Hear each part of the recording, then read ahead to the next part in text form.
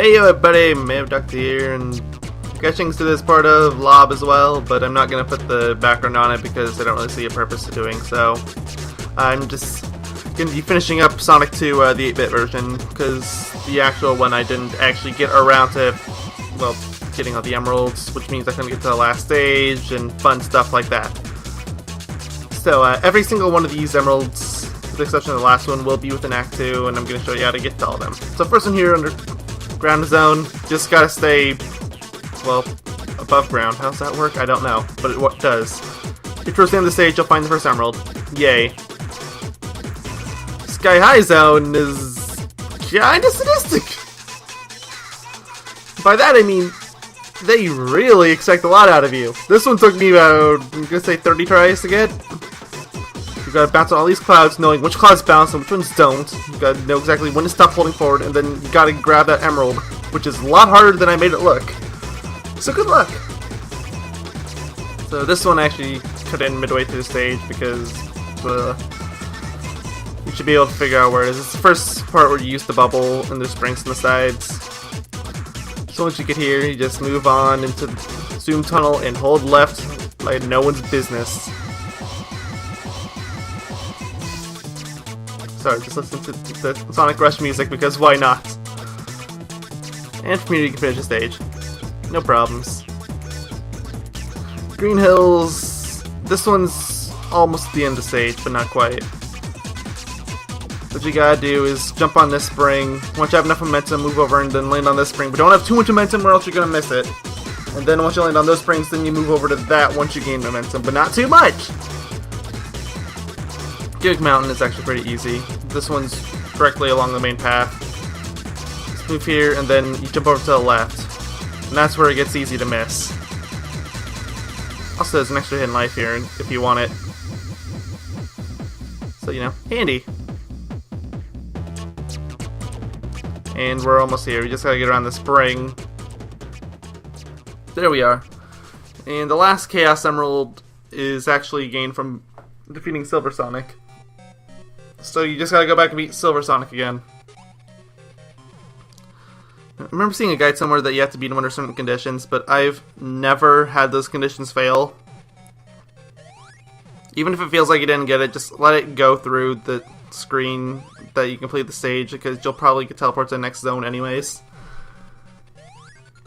So, you know, easy enough.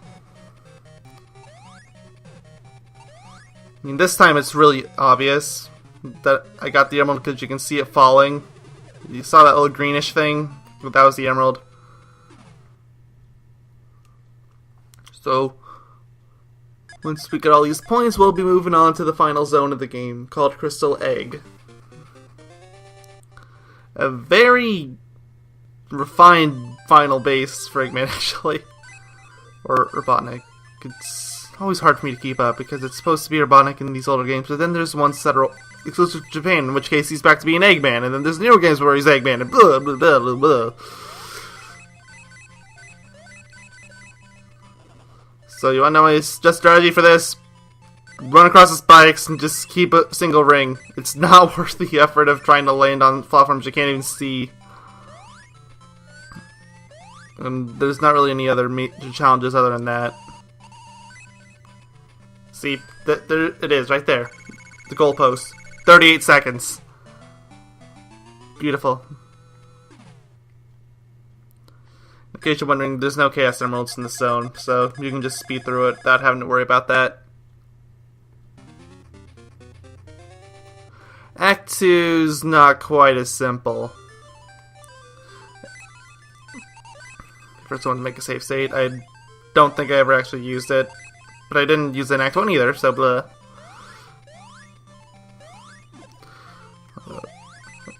If I remember correctly, it was kind of running around in circles for a little while, so I'm going to give you that warning now. If you didn't notice, this is post-commentary, because when I was doing the real thing, it was really noisy outside. So what is going on with that?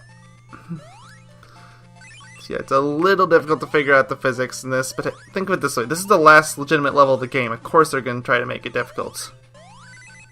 No free rides. I kind of wish it was easier to get those rings. wanted to get at least one of those rings. You know, just so I'm not sending myself off to my own doom. Now, those things right there are actually like the devices you saw back in Gimmick Mountain. The only difference is they move. They control the exact same. Now you can't see, or I guess you could for a split frame, but I didn't the first time around. There's actually another one of those spheres up there that you have to jump onto. That one. I was trying to wait for when I saw that it was at the top, because I thought that would be the easiest way to go about it. And that's probably right, because I don't think I ever had to deal with it again, so bleh. Just holding right there, it's not as hard as it looks. So yeah, this is a fairly easy challenge, although I'll admit it, I screwed this up a couple times. It looks like you're supposed to roll down that. You're not! Now watch me fail that a few more times, because I think that is what you're supposed to do. You see a slope in this game, you just want to roll down it. And yet... Bleh. What you're actually supposed to do is not roll, and walk, and then jump at the end, like that. And here's the next phase of the stage, where you get a bunch of these crystal hoodods. So many springs. It's beautiful. This is a ring collector's paradise.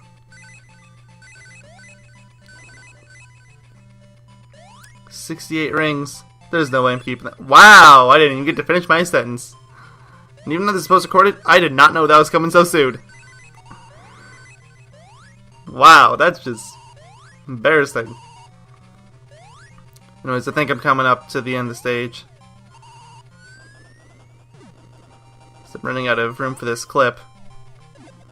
Now I have the clip split around the beginning of Act 3. Because the boss is a little...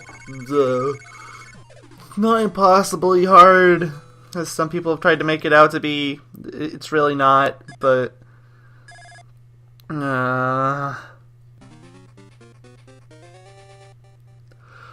So... this one.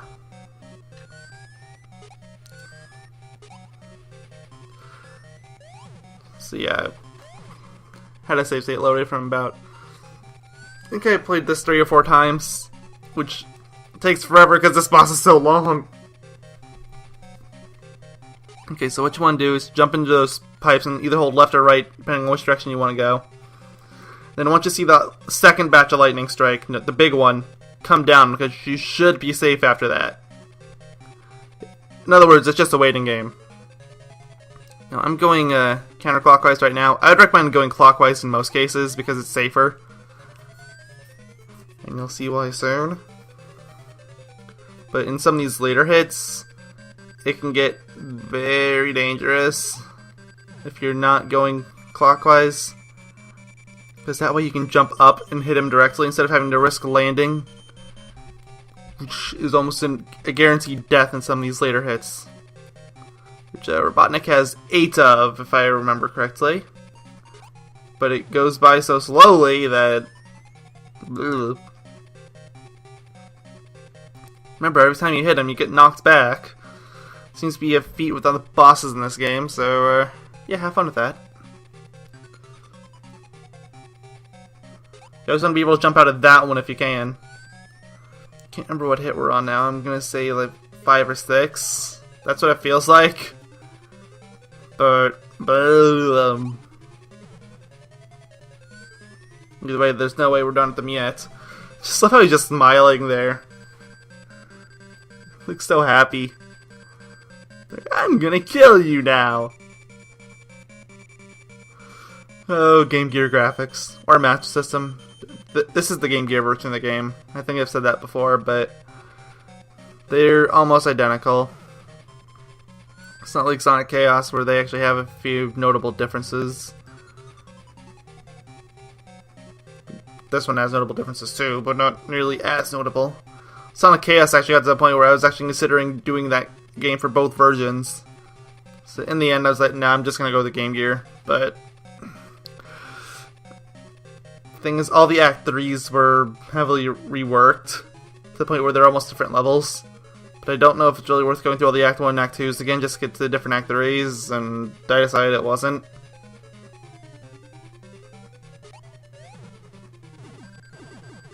I was so lucky that was the last hit. Also, you can see all the tubing now on that side. Cool, huh? Anyways, we're done with the game. Eggman is going to fly and teleport away because science.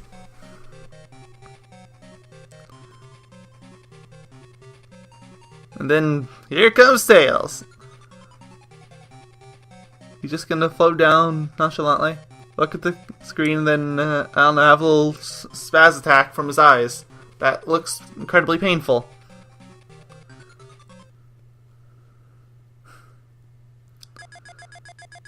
And that's that. We're done with the game. All we've got left now is the credits. So, yeah, we're done with Sonic 2. At least the 8-bit version. To this, we got a 16-bit version of the game, obviously. Then there's a... I think it's Sega Sonic is next. Which won't take long. That'll be probably 1 or 2 videos. And after that, you've got Sonic Chaos, I believe. I don't have the list with me right now, so I'm trying to recite it off memory. In this case, like Knuckles and Sonic 2, which I'm not really sure what to do with. I'm leaving it under stretch goals for now, but... And Sega Sonic the Hedgehog was originally a stretch goal, but I actually got the game in working condition for the most part, so... I got through it. And the controls are kinda garbage, but just play the game with the arrow keys and it seems to work okay. So, yay!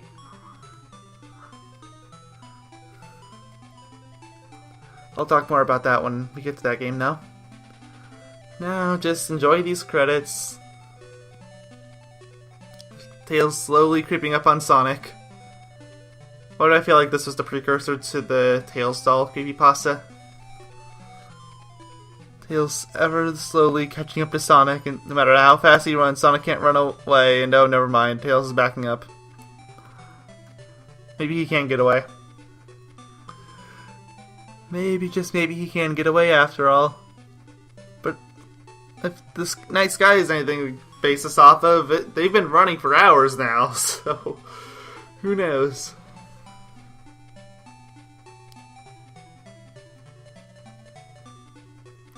And now he comes again.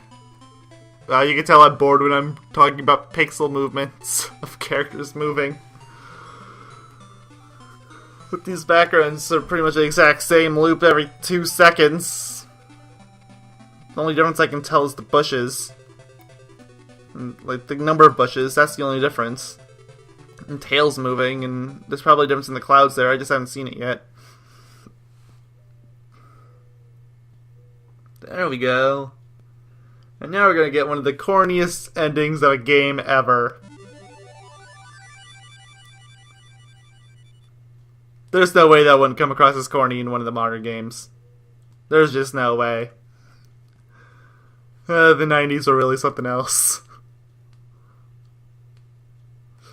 So yeah, we're pretty much done here, so thank you all for watching, and I will see you guys next time around when we start up Sonic 2.